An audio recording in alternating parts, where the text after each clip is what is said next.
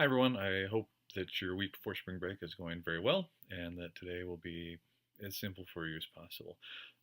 Please be sure to thank Mr. Lee here for subbing for me today. James is a PhD student here at the university, though he's not in the same sort of degree program that I am, so don't trouble him with too many questions. If there is something that happens today that absolutely need to get my blessing on or talk to me about, James can call me on the phone and we can chat about it very quickly. So there's a couple things for you to do today. Number one, the first thing you're going to do is you're going to have like 20 or 30 minutes to chat with your partner. So you brought in the research assignment for speech 2. You need to exchange that information with your partner, and I would like you to help your partner start to develop their second main point for this upcoming speech. So just a quick recap. So the first main point is, of course, why your side of the argument is the correct side. So we need just 2 or 3 arguments in there. Please don't overlay it. I mean, we found out in the first round that putting too much information into the speech doesn't allow you to really get into that information to knowledge transfer. Instead, you just get saturated with facts and statistics and don't get to spend that time really adjusting your ideas to the audience like you would want to. And the second main point is addressing one major point in the opposition.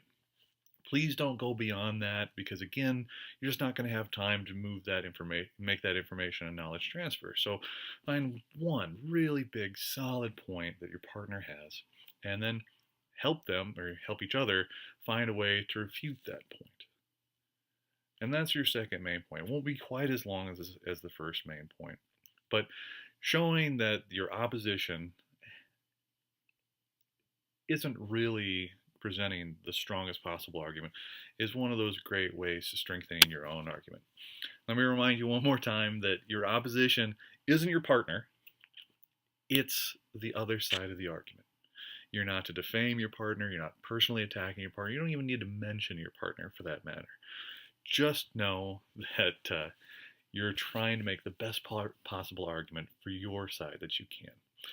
So James is going to give you, or Mr. Lee, however he's decided to be called, is going to give you like 20 or 30 minutes to work on that.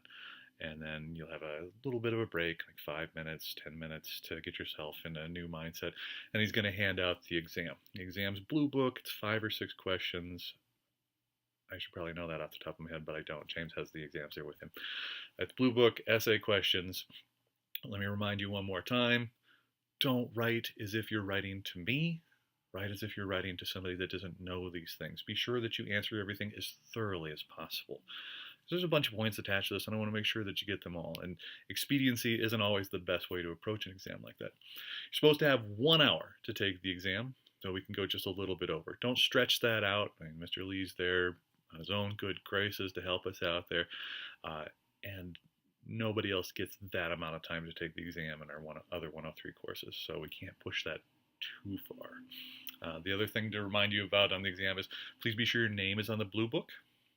Sometimes people forget that, and I don't know you quite well enough to tell like one person's answers from another all the time.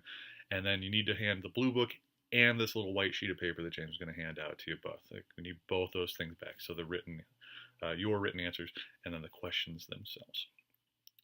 And after that, you were free to leave. I guess one other thing to remember is you are welcome to wear headphones for the exam, as it says in the syllabus. Just be sure that nobody else can hear your music while you're going. But after you're done with the exam, you are free to leave and have a wonderful spring break. When I see you again in 2 weeks' time, you will owe us a rough draft of your speech 2 outline. So you can still use the same sort of format from the speech 1. We still need everything from the intro and everything from the conclusion. But do start with the body. Those are the important things. Those are the things that we want to workshop when we see you again. And I'm not super concerned with how thoroughly built the introduction and the conclusion are, because I really want to see that content first in the main body. On top of that, I think I'm going to allocate a little bit of time at the end of our next class period to talk about conference travel. So I'm headed to a conference in Minneapolis this week, and this very same conference will be held in Milwaukee next year. So those of you that are interested in graduate studies, or those of you that are in communication studies, I'd like to keep you for a couple of minutes during class. A lot of time I want to talk to you for a few minutes about this sort of thing, and maybe get some of you involved with this. It's a great thing on your resume. If you're looking at grad school, it's pretty awesome to go and do something like this and get that onto your resume. It also gives you a better idea of whether or not you want to be in grad school.